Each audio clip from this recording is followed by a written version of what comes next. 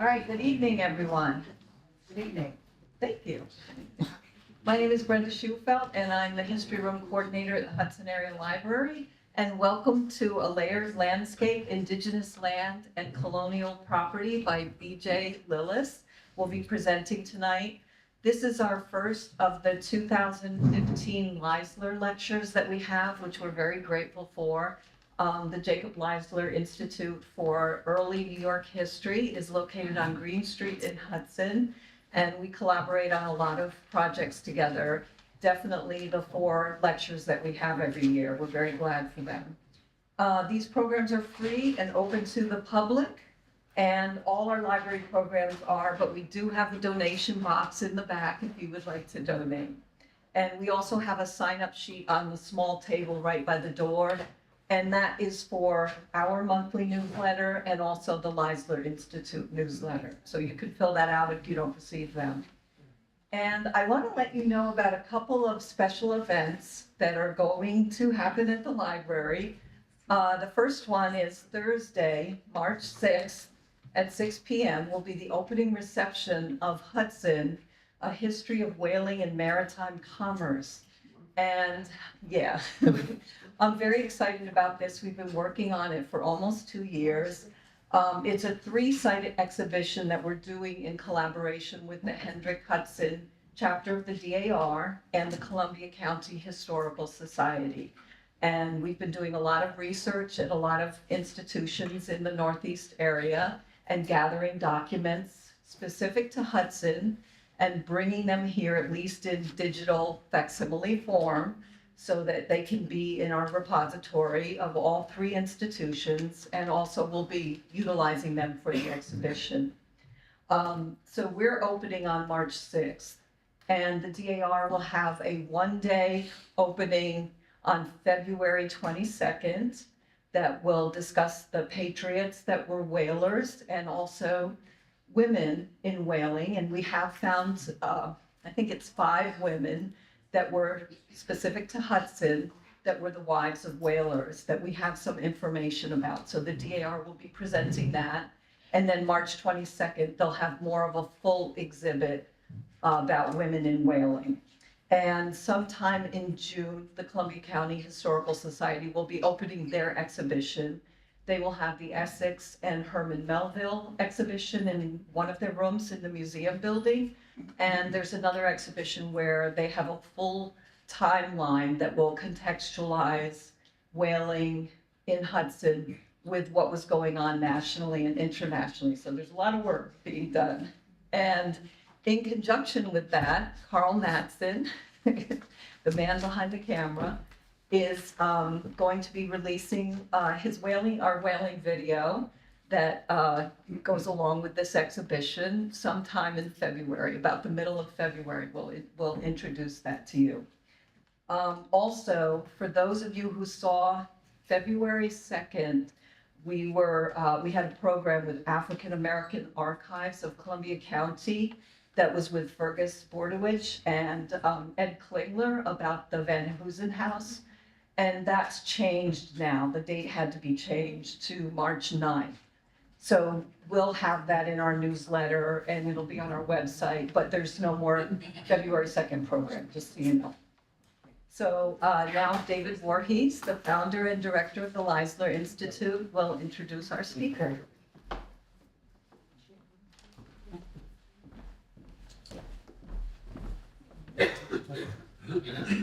Thank you, Brenda. It is again with appreciation that I thank the Hudson Area Library for hosting the Jacob Leisler Institute's lecture series. This series, which introduces the latest scholarship into colonial New York and New Jersey, is made possible through the generous support of the Van Dyke Family Foundation, the Hudson River Bank and Trust Foundation, and the Bank of Greene County Charitable Foundation, as well as numerous private donors. Tonight's lecturer will be of special interest to those in our area, for their topic touches upon the manorial lands which shaped the British colonial period of the region. BJ Lillis is a Hench postdoctoral fellow at the American Antiquarian Society in Worcester, Massachusetts. They completed their PhD in history at Princeton University in 2024. Their project, A Valley Between Worlds, Slavery, Dispossession, and the Creation of a Settler Colonial Society in the Hudson River Valley, 1674 to 1766, brings together the histories of Atlantic slavery, Indigenous North America, and English, Dutch, and German colonialism to explore the contested relationship between land, labor, and property in the 18th century. This evening's talk traces Indigenous survival and resistance to colonialism on Hudson Valley manors from the early 18th century to the 1760s, when an unlikely alliance between tenant farmers and native peoples organized tenant uprisings, rent strikes, and coordinated legal action against Hudson Valley landlords. Please help me welcome BJ Lillis.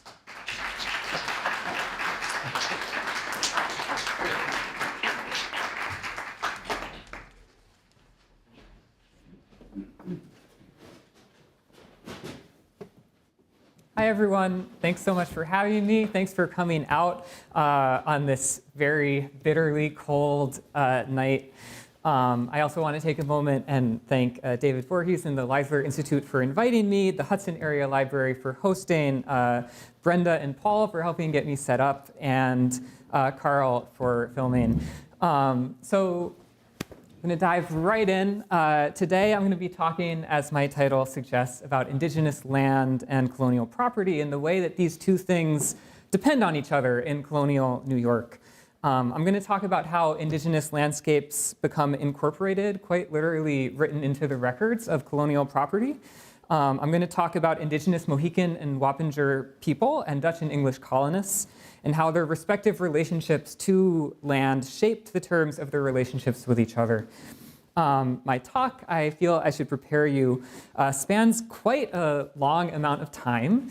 I'm going to start in the 1680s when New York's first large manors were established, and talk a little bit about what a manor was, what they looked like, why they're important. Then I'm going to talk about two communities, the Wappingers and the Mohicans, and how they basically worked both with and in opposition to colonists in the 18th century as manor lords sort of developed their Hudson Valley estates. And then finally, I'm going to end about 80 years after I started, racing through time in the 1760s, when some landlords took a much more aggressive approach to developing and managing their land. And at that point, in the mid-1760s, both tenant farmers and indigenous communities protested these changes. Tenant farmers organized a rent strike, marched, and ultimately openly rebelled against legal authority. And at the same time, the Wappingers and Mohicans chose to defend their land rights within the imperial legal system and actually traveled to London to do that. But before I get into these stories, I want to take a moment and situate us in time and space a little bit. And this is perhaps not quite as necessary here in Hudson, New York, as it would be for an audience outside of the Hudson Valley. But if the landscape of the Hudson Valley is maybe a little bit familiar to us all here, a little self-aggrandizement never hurt anybody. And so we'll just talk for a moment about why the Hudson Valley is so unique and interesting in the colonial period. So as many of you know, the Hudson River has a unique hydrology, right? Geographically, below Albany, the river is maybe not even a river at all in one sense. It's a tidal estuary. And so basically, right, the tide runs all the way from New York Harbor up to Albany. And what this means is that a ship can sail all the way from New York Harbor up to Albany. And in a sense, because of this, right, the river itself is almost like a coastline. It's a place that colonists sort of quickly have a certain kind of access to. And the Hudson Valley, you know, I love this map. This is a mid-17th century map. Obviously, they didn't quite understand where everything was, so it's not perfectly accurate. But it really shows how Europeans thought of the Northeast as a place with a bunch of rivers. That was the key thing, right? And so you see all these rivers, right? And the place that they sort of cared about was how far you could get on a boat. And often they built a city there, and often that city becomes a capital. And so, Hartford is like maybe right there, and that's like about how high up the Connecticut River you can go. And Trenton is like, here somewhere, and that's about how high up the Delaware River you can go. And then Albany is like up there, right? And so basically, this makes the Hudson Valley a sort of unique and important place. And because of that, the Dutch, who in the 17th century are ascendant, right? It's the Dutch Golden Age in Europe, picked the Hudson Valley when they tried to establish a colony in North America. And establish a colony I'm sure everyone in this room has heard of called New Netherland. So basically, by the time my talk starts at the end of the 17th century, we're looking at a newly conquered Dutch colony under English governance, located in a geographically unique and really strategically important part of North America. In part because of this unique history, right, the Hudson Valley is really markedly diverse in the colonial period. The settler population is Dutch, German, Scandinavian, French, English, Irish, Scottish. And English and Dutch, and to some extent also German, compete to be the languages of commerce, religion, education, and daily life. There's a substantial enslaved population, and enslaved Africans also might be speaking English, Dutch, German, or all three.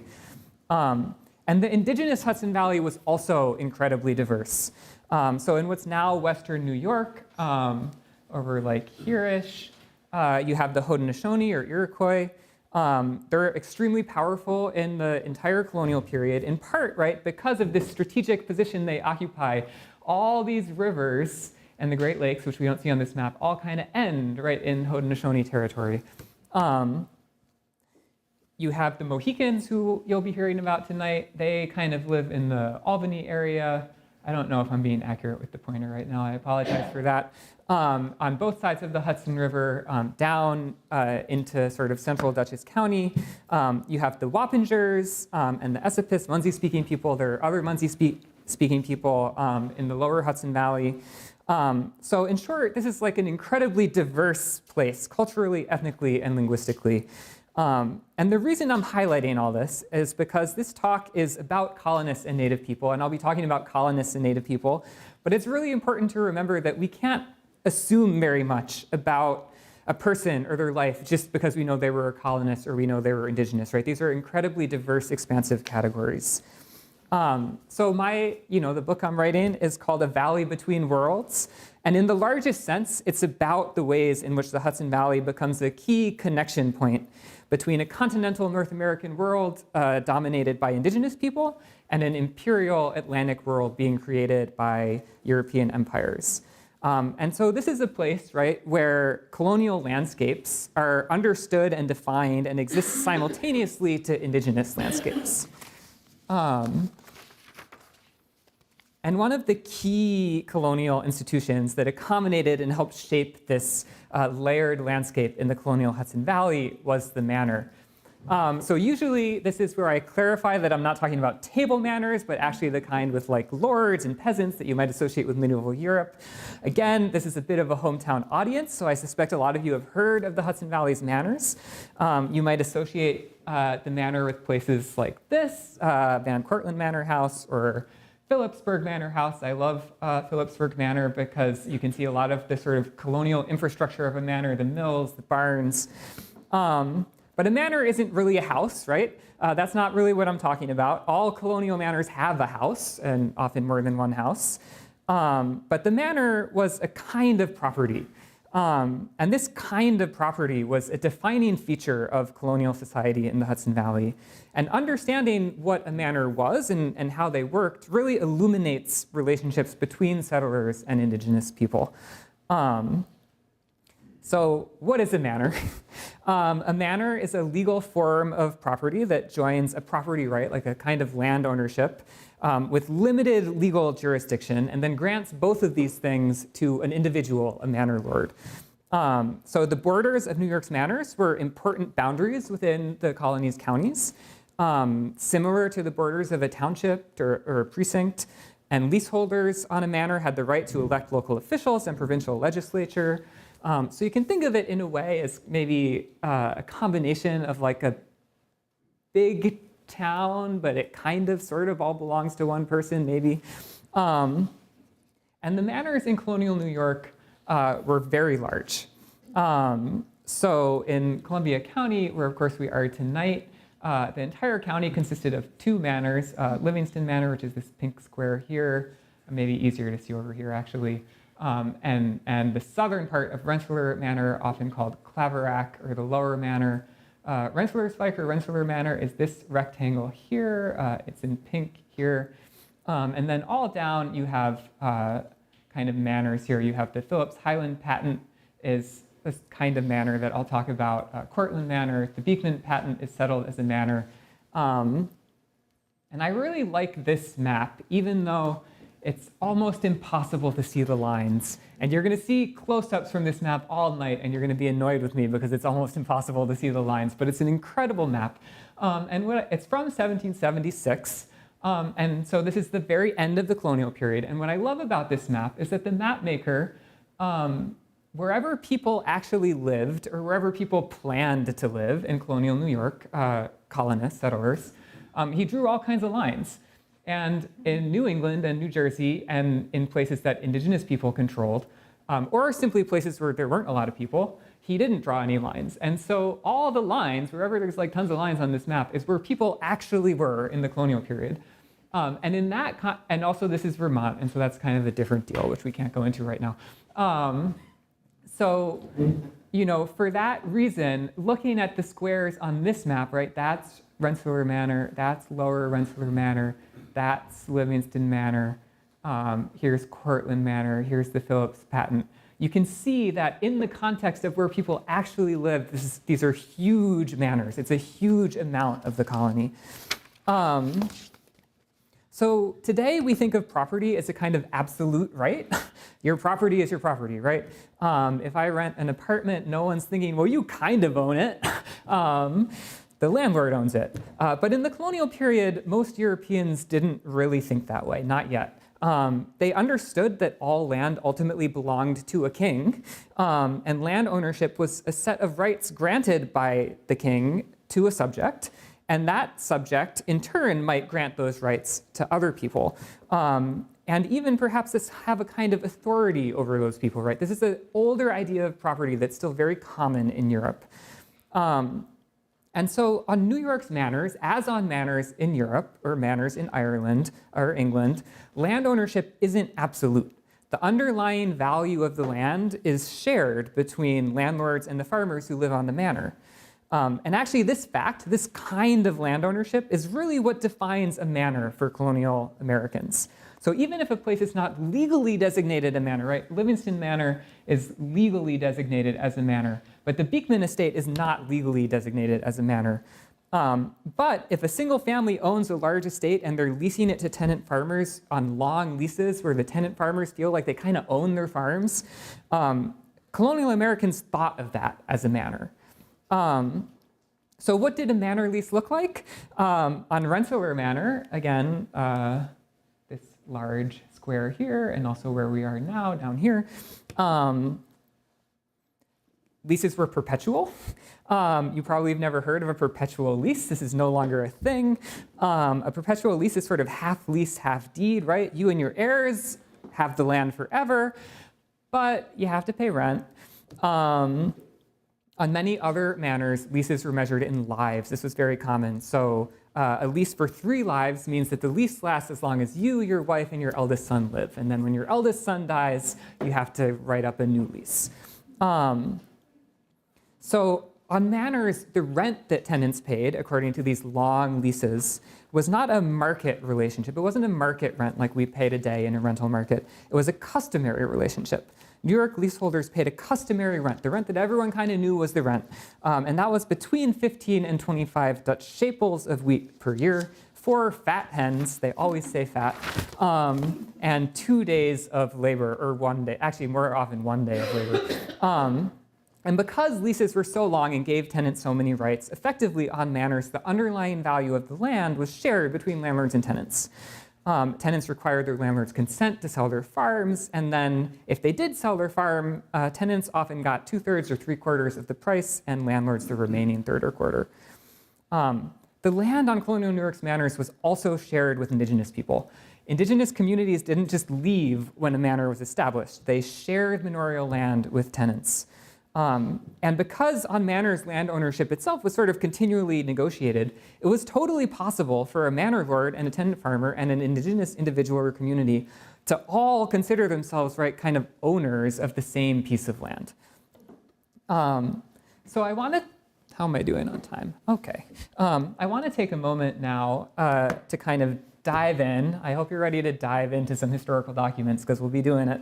And look closely at the legal document that actually established Livingston Manor.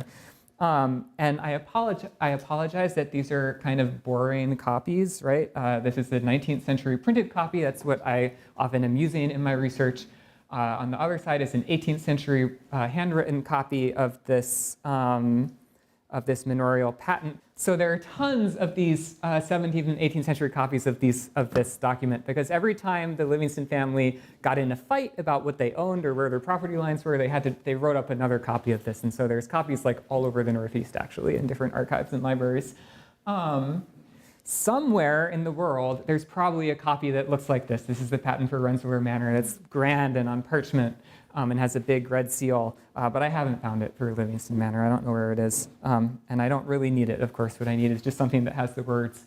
So historians have looked at these manorial patents for a long time, for a couple of centuries now, really. But I think people have sort of underestimated how much we can actually learn from these documents. So first, I want to look at what the Livingston family actually received from the crown in 1686. It was not just a tract of land, right? I'm going to read this from around here. You don't have to follow along. It's not that important.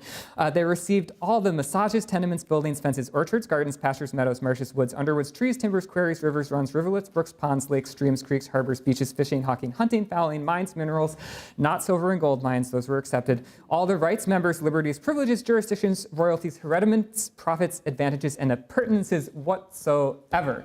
This is what they got from the crown.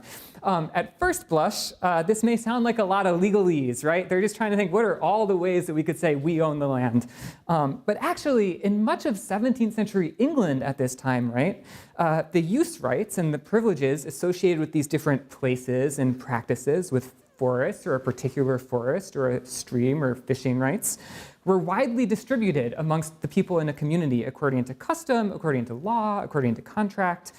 So in New York, right, the English crown is releasing its right in all of these things, except gold and silver mines, to Robert Livingston. But that didn't exactly mean that Robert Livingston got or kept them all. So first off, Indigenous people also had long established rights and relationships to these landscapes, to many of the kinds of things on that list, right? To the orchards and gardens and pastures and meadows and marshes and brooks and the hunting, right? And this document didn't erase or extinguish or replace those rights. Indigenous people still had them after this document was created, both in like a legal English sense and in practice. And also, when Livingston leased land, as I was talking about, to tenants who were getting something that was kind of like owning a farm and kind of like renting a farm, they expected to receive some, not all, but some of these things, you know, as part of that process. Maybe they'd have timber rights in some places, but not others. Maybe they could fish in this area, but not that area. Maybe they could mine this mineral, but nothing else. All of this was negotiated. So this patent was granted by New York's governor in the 1680s, an Irish Catholic and sort of career imperialist, former governor of Tangier named Thomas Dongan. I used to have a slide of him, and then I found out that there is no portrait of Thomas Dongan, and we've all been looking at his nephew for centuries. Historians have rightly argued that Livingston's colonial political connections, his relationships with Dongan and other colonial politicians, were key to getting his manor. And you know, we can see why, right? If you look at the patent for Rensselaer Manor, why people would think Thomas Dongan was pretty important. But this English legal document, this manor patent, isn't just about Livingston's colonial political connections. It's also about his indigenous political connections. Robert Livingston was New York's Secretary for Indian Affairs, actually. That was his first major political position in the colony. I have a portrait here of Robert Livingston and a Mohican at a Ocom. I'm sure I'm saying that wrong. who was actually a Mohican leader who went to London and was painted in 1710. So this might have been one of the people that Robert Livingston was talking to. And Livingston's position as Secretary of Indian Affairs, it involved a lot of note-taking, but it helped him build political relationships with both colonial officials and native leaders and diplomats, including Mohicans, who, it's worth noting, were still pretty important in the late 17th century in terms of indigenous diplomacy in North America. And Robert Livingston depended on his political, diplomatic, and personal relationships with the Mohicans to get his manor. And that fact, too, is really actually written into this document, this patent. So legally, in the 1680s, you could only get a document like this one, a deed or patent granting land from the crown, if you first proved to the colonial government that you'd already purchased the land from native people. The idea was that first you bought the land from native people, and then you bought it from the government. So Robert Livingston's problem in this light was that the Mohicans weren't interested in selling him miles and miles and miles of their land that they were still living on. And Robert Livingston wasn't really in a position to cheat the Mohicans, who were his powerful neighbors. But he was, as it turned out, sort of in a position to cheat the colonial government. So what Livingston did, let's see, he bought 2 small plots of land from the Mohicans, just a few hundred acres each. So one was somewhere around here, I think, on the Hudson River. Another was over here around Taconic. When he presented these purchases to the governor, he acted as if they were contiguous. He acted as if they were right next to each other. He took advantage of the fact that they're both on Rolf Jansen's Kill. Obviously, it's a very long stream, but it kind of allowed him to make it sound like they were kind of all right close together. He also erased one single term in the original deed that he purchased this land from the Mohicans. There was a place called Mahaskakuk, which was a swamp or thicket that marked the eastern boundary of his purchase. And he replaced this place name with the phrase running back into the woods, which is very convenient. And so with this small erasure and elision and lie, basically, Livingston turned 1,000 acres into 20,000 acres. But Livingston wasn't really cheating the Mohicans, who knew exactly what they had sold him. He was cheating the colonial government, which couldn't interpret their own land records at all, because those land records were defined entirely in terms of indigenous landmarks and landscapes. So here we're looking at the same patent we were looking at earlier, but different pages. Sorry, in red you can see where he says that Taconic is lying and being adjacent unto the aforementioned tract of land, so that's the lie. And then running back into the woods up here is the omission. Down here in blue, you can see, this is just a small part of this document actually, but you can see all the sort of Mohican words, all the indigenous places that define the land that Livingston is supposedly getting from the colonial government.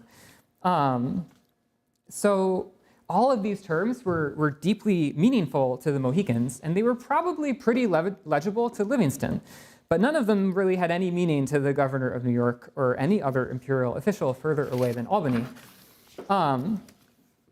At the same time, right, the Mohicans, as I've suggested, didn't leave the area when they sold this land, nor does it appear that Livingston expected them to. In fact, at the end of the 1680s, Livingston and the Mohicans discussed the possibility of another indigenous community called Wayatanaxi, which I haven't really been able to track in the records, probably because they would have referred to themselves by a different name, possibly.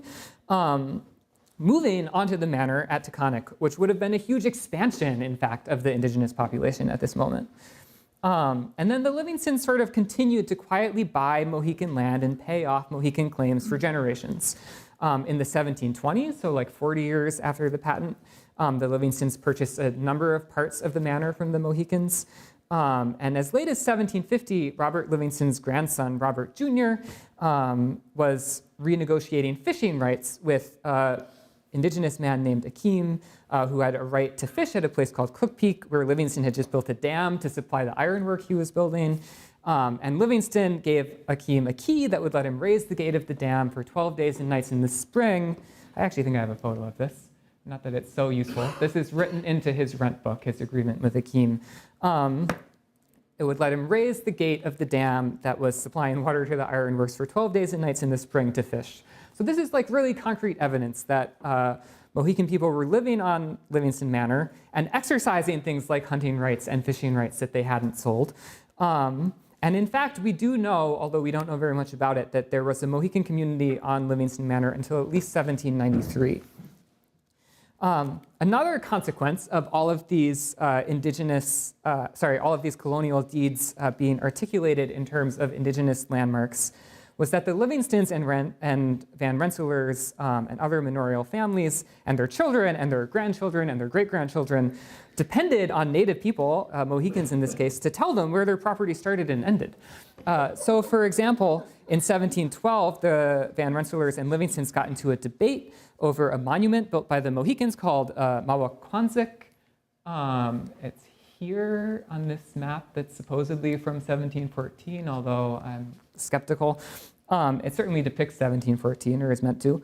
So you can see why the location of Mawaquanzik might matter.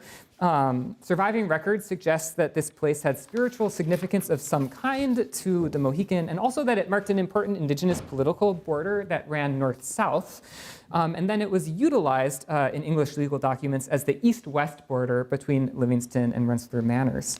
So in 1712, Henry Van Rensselaer tries to claim that Mawaquanzik was not a particular place at all. It's just a word that means pile of stones, and that pile of stones was like maybe down here somewhere. And this controversy, right, is settled by local Mohicans who knew exactly where Mawaquanzik was. And this pattern you kind of see happen a few times, and I suspect it happens sometimes that we don't have records of, where a family like the Livingston is surveying, is settling people, and they've hired a surveyor, and they need Mohicans there to tell them what all those words that I underlined, all those indigenous words in their deeds, actually where those places were and what they meant. And so basically, you know, as you can see this, you can see in looking closely at these documents, a way in which the manor is sort of facilitating this layering of indigenous and colonial landscapes. So far, I think I've made relationships between indigenous people and settlers sound rather cooperative. For the Wappingers, at least, that cooperation was underwritten by a willingness to resist colonial encroachment more aggressively. So I'm going to go back to the map. In much of the central Hudson Valley, manors and estates like the Livingstons and Van Rensselaers, as well as land patents granted to groups of investors like the 9 Partners patent in Dutchess County. Where'd my beeper go? Oh, over here, right? Remained to a large extent Indian country into the 1720s and 30s. But at the end of the 1720s, the pace of settlement started to really pick up as colonial landowners began surveying and leasing or selling land. And in this period, the Wappingers faced colonial incursions from all sides. Here we go, yes. The Wappingers are kind of centered around the Beekman patent, the Great 9 Partners patent, the Rumbout patent, and Phillips Highland patent. This is kind of the core of their territory. And in all of these places, settlers from the Fishkill area, the Phillips family, the Beekmans, investors in the 9 Partners patent are beginning to try and survey and settle land in the 1720s and 30s. To give an example of how this plays out, in the 1720s, a local landowner named Katharina Brett, this is her house, which still exists, wanted to survey and lease out land she'd inherited near the Fishkills. And the Wappingers, quote, violently obstructed the surveyor, threatened her with bodily harm, and forced her to both pay 70 pounds and allow them to continue living on her land. Another example, in 1727, Henry Beekman purchased land at a place on his own huge manorial estate called Tolpaksink from a person he called Old Nimham, a leader of the Wappingers. In Henry Beekman's view, Old Nimham's had basically forgotten. The word he uses slipped the memory that this land had been sold in the 1690s. But as we can imagine from what I've already told you, it's almost certain that the land was not sold in the 1690s. And so Henry Beekman complains, what use is it to buy land of the Indians? For if we buy, you'll still claim forever. But still, Beekman didn't actually start issuing leases to settlers on Wappinger land until 1737.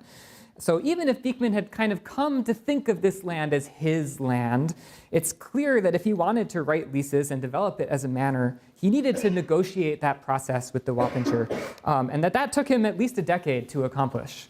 In the 1740s, the Wappingers paired this strategy with an emphasis on traditional religious practices. When some Mohicans in Dutchess County converted to Christianity in the 1740s, King Nimhem, a Wappinger leader whom European missionaries called a sorcerer, offered land to any Mohican who was unhappy with this whole Christianity thing, and invited them to move south onto Wappinger territory. So I think what I'm trying to get at here is that on Livingston Manor, on the Beekman estate, on a lot of places in the Hudson Valley, land purchases were not only about alienating Mohican or Wappinger land, they were also a series of agreements, albeit made under increasingly unequal and coerced circumstances, that governed native and settler coexistence. Who could use which areas of the manor when and in what ways? Where would native people plant, fish, and hunt, and where would colonists? In the Hudson Valley in the first half of the 18th century, purchasing native land could imply coexisting with rather than replacing native people. And land records provide pretty powerful evidence of the ways in which indigenous and colonial landscapes could be overlaid. I'm doing okay on time. So in the 1750s and 60s, this entire manorial world that I've been describing, a world where colonists and indigenous people lived alongside each other on manors, where rights to land, and not just rights to land, but the landscape itself, how it was understood, how it was described, were negotiated between indigenous communities, manor lords, and tenant farmers. This world was being challenged. It was being challenged by the massive demographic growth in settler communities. I have an imperfect chart here. This chart basically shows the growth of Livingston and Beekman's, the number of leases they issued between 1730 and 1748. And then the yellow line is basically the population growth curve of Dutchess County. And so you can see the way in which the manors are growing. Dutchess County is really growing. And this sort of population explosion continues. In the perfect world, this chart would go further for this talk. And in addition to this kind of challenge of just having so many more settlers around, this older kind of manorial world was being challenged by landlords themselves. The 1750s and 60s were a period of Anglicization, a period of imperial reform, a period of exploding consumerism. In the British Isles, this was a time when capitalism was really beginning to take root. Enclosure, commercial agriculture, the beginnings of industrialization. So across the British Empire, a spirit of what elite landowners and politicians called improvement was taking root. And in the Hudson Valley, both indigenous people and tenant farmers contested these changes. They tried to defend the world they'd built together. And for the last few minutes of my talk, I'd like to really dive into a particular story in some detail from this moment, to look at a dramatic example of tenants and indigenous people contesting their landlords' efforts to make some manors more commercial, more capitalist, to replace long leases with short leases, to replace traditional customary rents paid with wheat with rent paid in money. And in the mid-1760s, in the middle of this moment, a massive tenant revolt kind of rocks the Hudson Valley. The movement was led by tenants on the northern part of the Phillips estate in southern Dutchess County, land that the Wappinger claimed never to have sold. So that's here, right? Here. And beginning in 1764, tenant farmers and squatters on this land launched a series of armed standoffs, mob actions, coordinated rent strikes, jailbreaks, actually some very dramatic mock trials. They kind of set up their own courts in the fields in protest against their landlords. At the same time, at this exact same moment, in the summer of 1766, Daniel Nimham, the leader of the Wappingers, travels to London in order to petition the British Board of Trade, the government body responsible for British imperial policy, to reaffirm the Wappingers' rights to their land on the Phillips patent in this area. And Daniel Nimham was accompanied by a group of Mohican diplomats who were there with their own petition in support of colonial squatters living on Rensselaer Manor, actually pretty close to where we are now.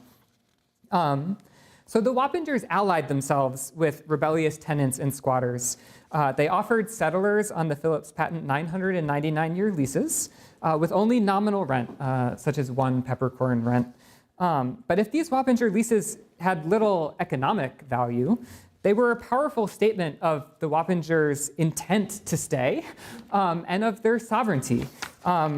These Indigenous leases weren't actually so different from the small, somewhat symbolic payments that the British Crown charged to all landowners in Britain and North America. A small payment that just acknowledged this land really kind of belongs to us still. So in return for the Wappingers' support, tenant leaders took a leading role in financing the Wappingers' and Mohicans' trip to London. And I believe that understanding the stakes, the significance of Wappinger and Mohican diplomacy in London in 1766 requires that we understand kind of exactly what rebellious tenants were fighting for in the Hudson Valley and vice versa. Only by looking at the tactics and motivations of tenants and Native people side by side can we begin to understand the ocean-spanning protests of 1766. So Hudson Valley tenant leaders developed a pretty succinct analysis of class and justice when they rioted. When tenant leader William Prendergast was asked why tenants didn't turn to the courts to defend their rights, he reportedly answered that there was no law for poor men, and poor men were always oppressed by the rich. However, grand claims like this, although they may perhaps be true, and they certainly illuminate tenants' worldview and tactics, have sort of distracted, I think, from the fact that the demands tenants were making were not exactly radical. Certainly there were men among them who wished that their landlords would simply disappear forever and never come back. But again and again, rebellious tenants insisted that they wanted to come to terms with their landlords. And they were pretty clear about what terms they were demanding. Leases for 3 lives on the rents which had been formerly fixed, one tenant said. So as I discussed at the beginning of the lecture, right, manorial society was in many ways defined by these customary lease terms. Leases measured in lives, not in years. Rent set by custom rather than according to the market values for land or wheat. As I mentioned earlier, most farmers pay between 15 and 20 Dutch shekels of wheat per year, plus 4 fat hens and 1 day of labor. And these rents were not nominal. They weren't necessarily low. They may have approached a third or more of a farmer's surplus production, what they had available to sell on the market. But they were predictable. And tenants owned a majority stake in the houses, farms, fences, and fields they had built or cleared on this land. In the 1760s, landlord in Phillips' heir, Beverly Robinson, here he is, and there's his fancy house that he built in the Hudson Valley, filed suits of eviction. Sorry, they do that, but not until the next paragraph. In the 1760s, Beverly Robinson, alongside his brothers-in-law Philip Phillips and Roger Morris, threw these traditional lease terms out the window. And here you can see the way in which basically after, I believe, Frederick Phillips II, but don't quote me on that, died, his children and their husbands inherit the land and they kind of divide it up between them. And then this is a map from the time of this kind of far eastern part of the Phillips patent, which is where the most sort of contestation was. Morris, Phillips, and Beverly Robinson threw these traditional lease terms out the window.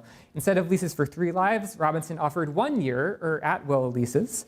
And instead of charging rent in wheat, he wanted to charge rent in money, which exposed farmers to the fluctuating value of wheat on Atlantic markets. These changes vastly increased the uncertainty that tenant farmers faced, while increasing and regularizing landlords' incomes, right? So it's not necessarily about how much you pay, it's about how you pay and who decides how much you pay. So furthermore, between 1761 and 1764, which is when Philip Phillips and Beverly Robinson were filing suits of eviction against tenants and squatters who'd taken leases from the Wappingers, many of them, he demanded that they purchase their farms, paying money down, or remove immediately without compensation. So here, right, they're basically rewriting the rules, and they're basically stealing the farms, right?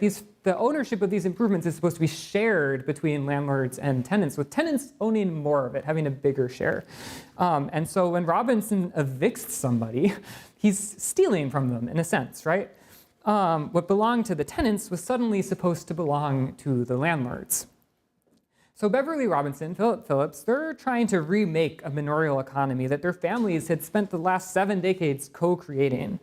That economy had been defined by long leases, rent paid in kind and wheat, usually relative autonomy for settlers, and coexistence with native people. And with that coexistence, the survival of alternative ways of living on and knowing the landscape.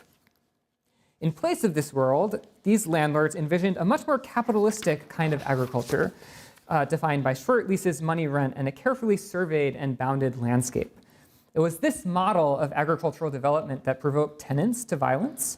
And likewise, it was this model of agricultural development that turned a fraudulent English land claim made well over a half century earlier into an immediate threat to Wappinger land and sovereignty. So in this context, right, the Wappinger and Mohican diplomats going to London were participating in a larger debate over what it meant to own property in the Hudson Valley, over the terms on which Atlantic markets would shape colonial development. So I'm going to move on to the Wappingers in London now. I feel like this transition could have been smoother, but what can you do? In late July 1766, the Wappinger sachem Daniel Nimham arrived in England, accompanied by 3 Mohican leaders and 3 Indigenous women. Over the following months, the, quote, Indian chiefs visited attractions like Stonehenge and the Tower of London. They met with all levels of London society, including some of the city's most prominent political figures. They became both spectators and attractions at a London pleasure garden. You can see that in this newspaper ad here, Marylebone Gardens, advertising musical entertainments in honor of the Indian chief and their ladies. They had their every move reported on by the London press, as you can see on my slide. And everywhere they went, they carefully presented themselves as both sophisticated, fashionable Britons and, you know, quote unquote, savage Indians, playing off British expectations. So often, for example, the women would dress as English ladies, while the men would wear a combination of indigenous clothes and fashionable English accessories. When they were finally called to make, this was really savvy, right? This is smart. They're playing off the expectations of people in London to sort of support their political cause in a really smart way, as all great diplomats do, right? When they were finally called to make their case before the Board of Trade, the Wappingers and Mohicans presented complementary but very different petitions. The Wappingers, who lived on the land contested by William Prendergast and his mob, didn't say anything about that. They claimed that that land had been stolen, that Frederick Phillips' 1697 colonial land patent was illegitimate because he had never purchased native title. Again, probably true. This should not surprise us. As we've seen, 17th century landowners often acquired the government patent first and purchased land from native people second, even though legally they were supposed to do it the other way around. In the 1730s and 40s, the Wappingers had successfully defended their claims through force and persuasion. By the 1760s, that strategy was no longer working on the ground. So instead, they tried to achieve redress through the imperial courts, presenting themselves as both British and native, as simultaneously foreign diplomats and petitioning subjects. The Mohicans presented a very different argument to the crown than the Wappingers. The Mohican petition was on behalf of Massachusetts settlers living on the New York side of the Massachusetts border on land that the Van Rensselaer family claimed as part of their manor. And this is the part of Rensselaer Manor that is now in Columbia County.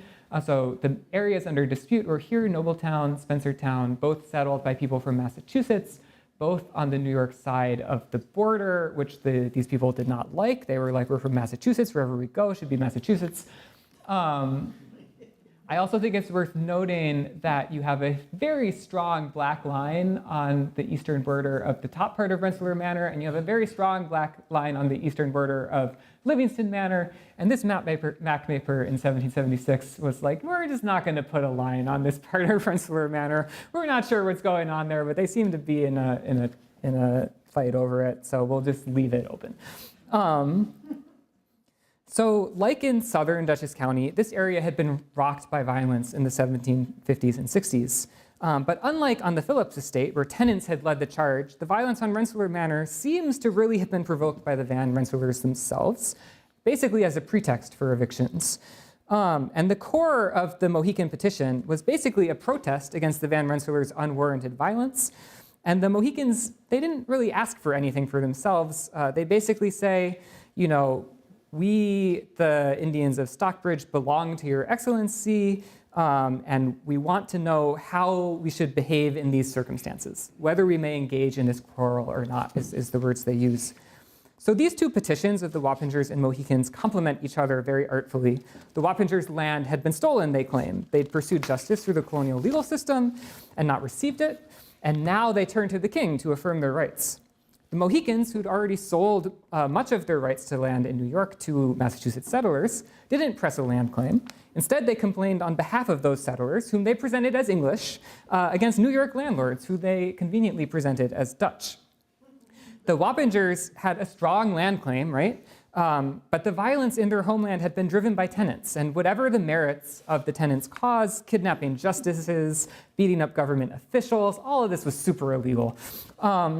The Mohicans didn't really have a land claim, but unrest on their homeland had been much more clearly provoked by landlords. And so by marrying the Wappinger land claim to the Mohican story about unrest, the two petitions really cleverly presented a very unflattering view of New York's government and put both nations' struggles in absolutely the best possible light.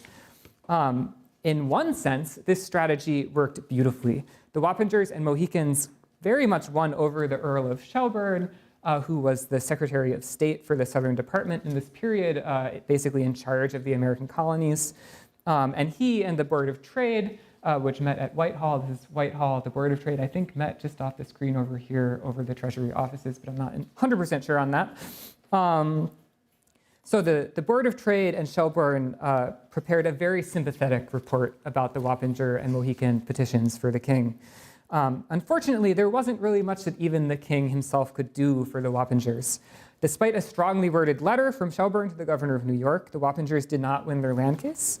The governor put on a big show of rehearing everything. It took 2 days, and then, of course, ruled against them yet again. Likewise, the tenant rebellion was utterly crushed by British troops deployed by the governor that summer.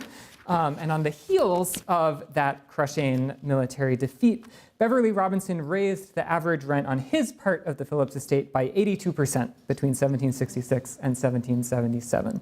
In other words, failure all around. But these failures should not obscure the extraordinary nature of the effort, right? Fundamentally, both the Wappingers and tenant activists were contesting the terms of economic development and colonial governments. And they were contesting the very meaning of property in the Hudson Valley. As I've already said, for the Wappingers, writing leases for settlers was itself a meaningful statement, a powerful statement, in fact, of Indigenous sovereignty and presence.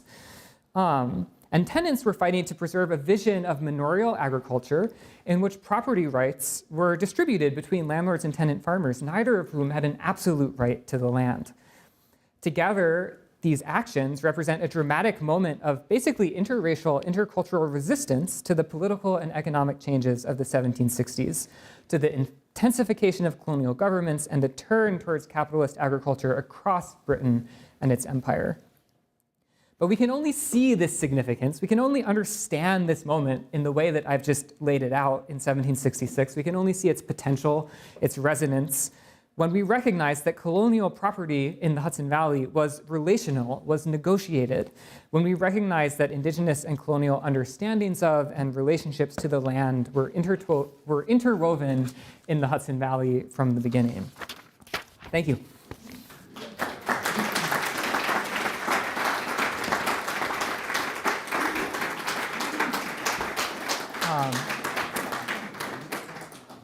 And I do believe I have a little bit of time for questions. Do I have to call on people? I can call on people.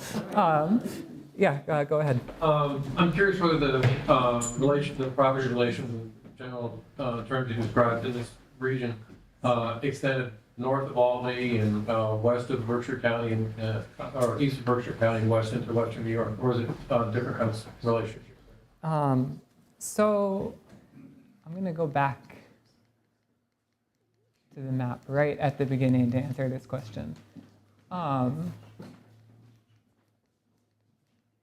So in the colonial period, right, there is no Western New York. Western New York is Haudenosaunee territory. There's no question of New Yorkers inhabiting that land before the American Revolution. Like really no question. Maybe some people in the back of their minds are thinking one day, but it's not a realistic thought at all. In terms of what settlement looks like going north, so immediately north of Albany, you do have places that are set up kind of on this model. People like William Cooper in the early 19th century are kind of trying to do something similar to this model in Western New York after the American Revolution. In Vermont, in this area, it's not Vermont at the time, it's part of New York, or it's claimed by both New York and New Hampshire. New York has the better legal case, all the people are from New Hampshire. So in that area, you have some attempts to kind of set up this kind of system, but it doesn't get off the ground, right? Ordinary farmers don't like this. They don't want to be tenants. They'd much rather just own their farms altogether. And so it's a large system, but in some ways it's kind of contained to this part of the Hudson Valley. But again, as this map shows, the part of the Hudson Valley where this is the dominant system is, a huge part of the settled part of New York. But on the west side of the Hudson River, it's mostly not manorial. It's mostly freehold farming. Who's the author of that 1776 map? No clue. I have it, of course, in my notes, but I don't have it off the top of my head. He was British, though. I do believe he was British. One other question about maps, the 1714 Beatty map. For all these years, I've been sort of using that, thinking it's pretty authentic, and you say you have questions. So there's a good article about this that was published in New York History in like 2014 that you should look at. That article is like, there's no way this map is authentic. I'm a little bit more skeptical than him. I think, sorry, I'm trying to get to it. It's this one, right? That's 167,240 acres of Livingston. So this map is based, there really is a survey done in this period in 1714. We have quite extensive notes from that survey. We have surveying notes. We also have Robert Livingston's personal journal of that survey. Right, and he wrote the whole thing in this. So maybe he wrote the whole thing, or maybe he kind of went halfway and said, good enough. It's mostly the border between Connecticut and stuff that was in question, because he was all the way over into Lakeville and stuff because of that was the original, what he thought. Yeah, so there's a good map of this somewhere, and I wish I knew exactly where it was. No, it's got to be earlier than that. Here, you can see that this is the border between Connecticut and Massachusetts and New York in red. And so Livingston Manor was supposed to be all in New York, and it wasn't. And this does create a huge problem. But yeah, so the 1714 map, I still use it. I still think it's valuable. It's unclear, I think, whether it was copied from a 1714 original in 1850 or whether it was extrapolated from this sort of huge set of notes. So again, very useful, but not necessarily exactly authentic. The question in the back on the right has been a while. You talked about this guy Reynolds, who kind of put forth that he had a new concept of what rent was going to look like and what ownership looked like. But where did he get those ideas from? That doesn't just sort of come out of thin air. Why was that changing at that time? That this guy could put forth this new notion? Yeah, I mean, this is a great question. So these new ideas, right, are much more, first off, they're much more like how we think about land ownership today than manorial land is. And they were kind of in vogue in England and in Europe in general. So I don't know, it's tough because I have so much I could say about this and I'm not exactly sure what to say. But basically in England, right, you have like a 3-century process of turning land from like a pre-capitalist manorial system where most people have land on something called copyholds that looks like what I've been describing, right? Often they last for 3 lives. The rent is customary. It often includes funny things like pepper or hens or geese. To enclosed, bounded landscape in which it's very clear what everyone owns, and if you own land, you own land, right? And this process is called enclosure, and it's contested, and it lasts for centuries. And what's happening in North America in the 1760s is like a piece of this, right? This is a moment across the entire British Empire when, economic development is just really picking up. The economy is growing. This is the period when the British Parliament starts to do something called parliamentary enclosures, which is where they go onto English manors and basically declare by law that now all the land is going to, this land's going to belong to this person and this land's going to belong to this person, instead of having these kind of negotiated tangle of traditional rights. So absolutely, it's part of an Atlantic moment, but I'm not sure if I'm doing justice to it. Yeah, over here. Yeah, just as a point of information, I believe the earlier map, the 1776 map, is referred to sometimes as the Southier or Southier map. If someone's looking for it, you can find it in your historical society website, things like that. I actually live very close to where the word Moana-Quasic is written there, and I've looked endlessly at that map and find it just bizarre. That's another topic. The one thing I will say is that there are piles of stone, very large piles of stone, all over that area. And I have no doubt that it was not difficult for the Livingstons or the Van Rensselaers to find some Mohican who would say, oh yeah, it was that pile over there. But I'm dubious that that was honestly a collaborative process or a happy one for most Mohicans. And the other point of information I want to bring forward before I get to my question is that, we sort of started, although you went back a little bit, at the end of the 17th century, but from what I've read, between 90 and 95% of the Mohicans in Columbia County, at least, were gone by then. So those who remained were the ones who had found some way to coexist. But I sort of dispute the idea that this was a happy relationship as opposed to one of survival for those who stuck around. And part of the reason I say that is that the word that comes up over and over again, going all the way back to John Jay at the New York State Convention in 1777, the New York State legislature in the legislature in 1854, Frank Leonard Pope in the 1880s, writing about the border dispute between New York and Massachusetts, Oscar Handlin in the 1930s. The word that comes up over and over again is the fraud that was perpetrated by the Livingstons, the Van Rensselaers, and other manors against the Indians.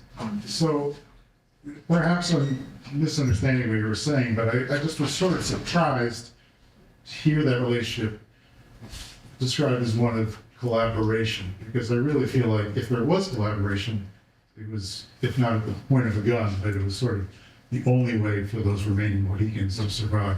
And I just wonder what your reaction to that. I'm going to address this question at length. I do think that this talk that I just gave presents maybe too much collaboration in that period and not enough violence. And I would say that I think most people who have written about this have seen no collaboration, but that there's a huge amount of violence, and my project as a whole is filled with a huge amount of violence. I do think I want to address a few things you said. The first thing I want to address is about the process of Indigenous people helping to locate boundaries. There, I actually do think I disagree with most historians who've written about this. In the colonial period, even, you have a lot of people, you have a lot of documents, people saying, you can, find a Native person who will say anything. So Native testimony is useless. You see this criticism levied all the time, and yet you also see Native people being called upon to locate landmarks, and then those locations being accepted by everybody. And so I think that debate is kind of ongoing. I do think that ultimately there was a certain amount of a collaborative process between some of these people. Again, there is a lot of violence, and part of what I'm interested in is the moment when violence arrives, right? So for me, you start to see a much more explicitly violent relationship once you start to get lots of settlers moving into a place, right? And that's when everything has to be renegotiated. And so in the 1680s and 90s, in the early 18th century, I think Mohican people and landlords like the Livingstons, again, it's very violent.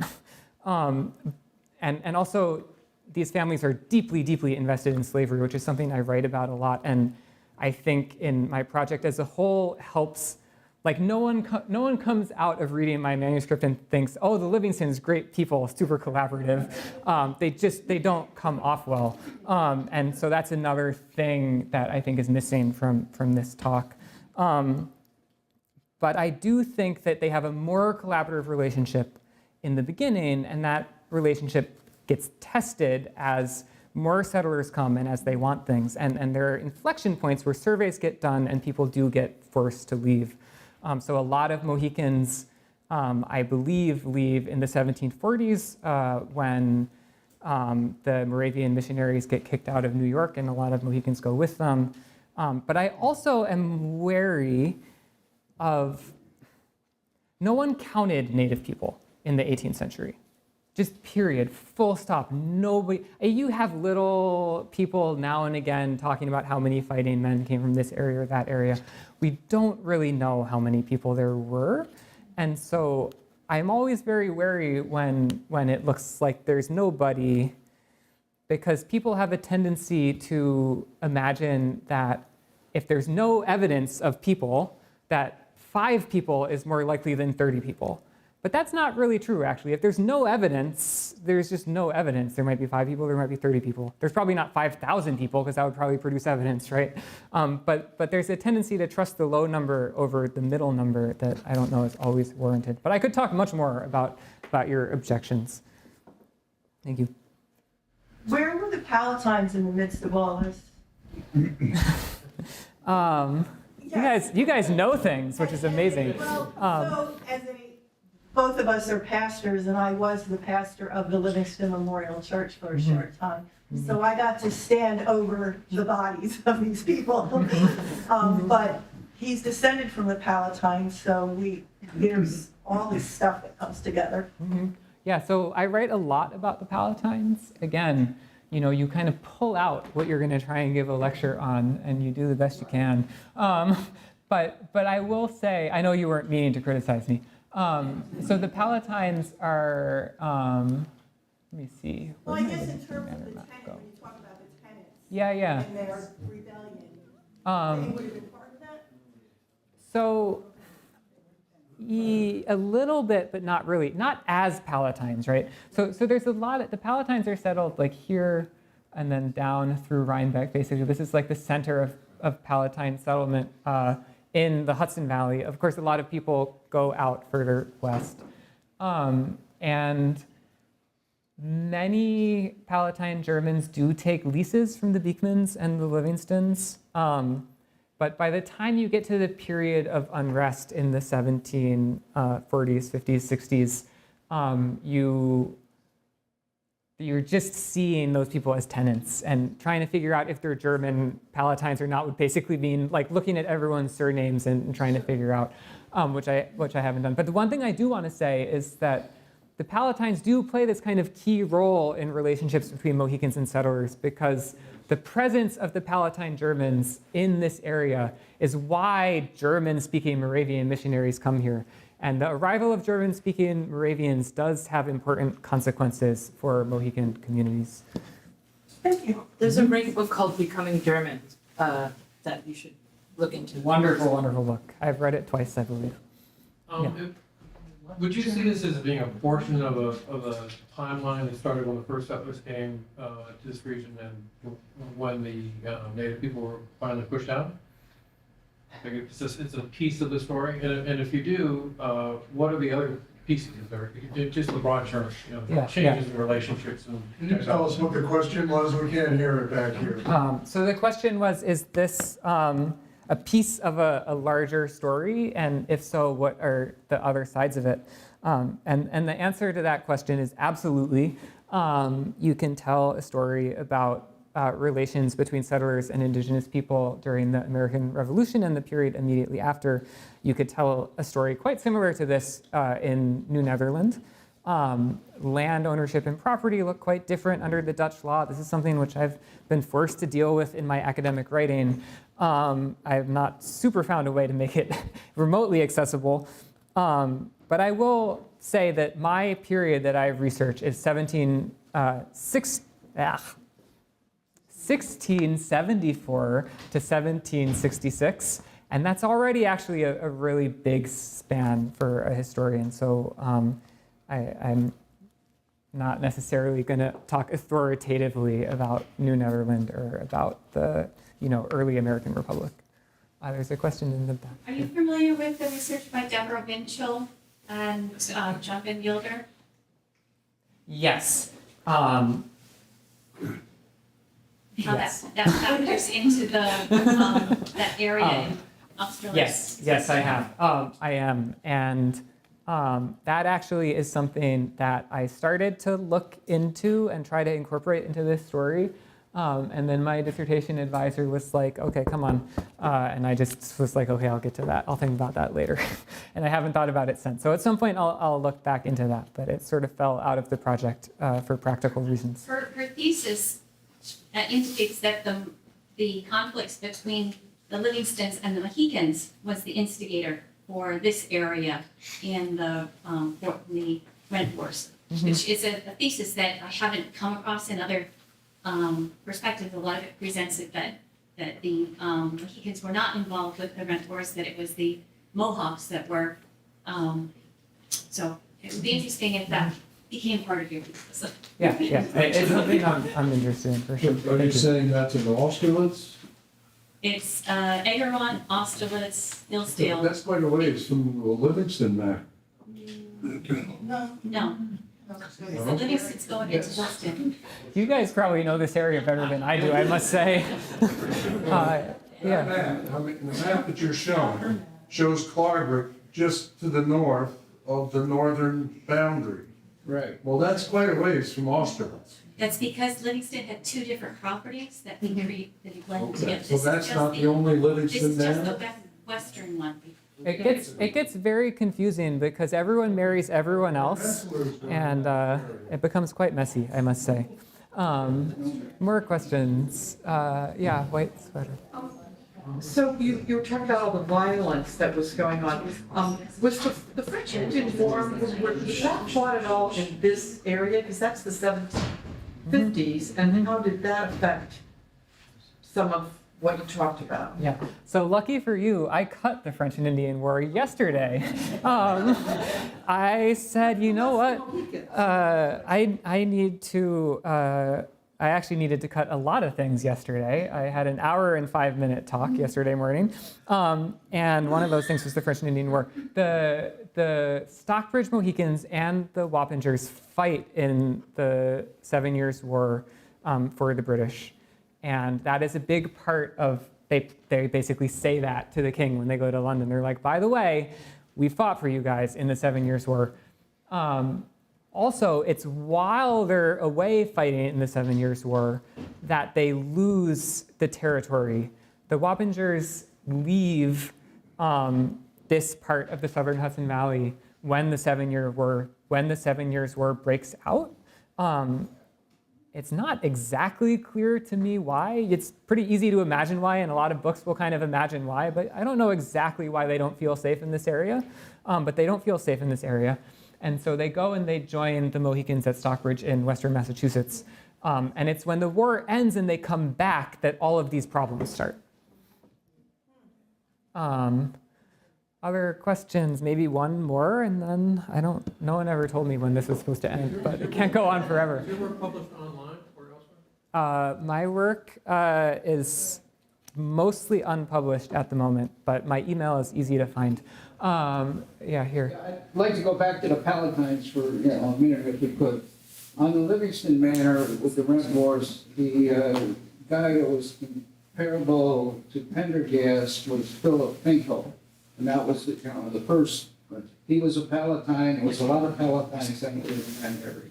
Mm-hmm. What Livingston did, he would offer them land on the Massachusetts border as a buffer, so these, Massachusetts people wouldn't be coming in. Yeah, exactly. And I will say the ethnic politics of this and the just politics of this are quite involved. And I'm constantly running into a problem of like trying to simplify enough to tell a story that makes sense and sort of losing some of that detail. I'm going to take one more question from right behind you. I learned a lot. Thank you. I usually think forward and looking for history, and it seems like I saw like the birth of privatization of land here in New York. And I was really struck by seeing this manor is the size of our county, basically. Mm-hmm. And I work in real estate, and I'm looking at tax maps all the time. Mm-hmm. And you look at the city of Hudson, there's thousands of little itty microscopic private. And I'm just wondering, in the arc of time, maybe in the next 200 years, what, like, it's gone so microscopic, and there's subdivisions, and everybody's like, I'm wondering what you see maybe in the next 200 years. Yeah. This is a fun question, actually. I love this question. We're not going back to a manorial system for sure.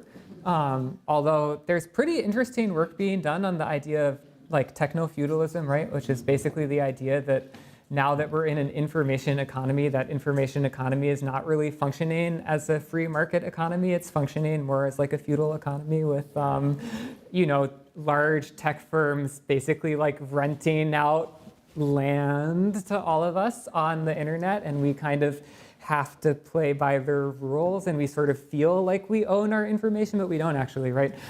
So in that sense, there's maybe a lot of resonance between these questions about who owns land, who owns anything, what it means to own property going forward. And with that, I'm going to stop. Thank you all for coming.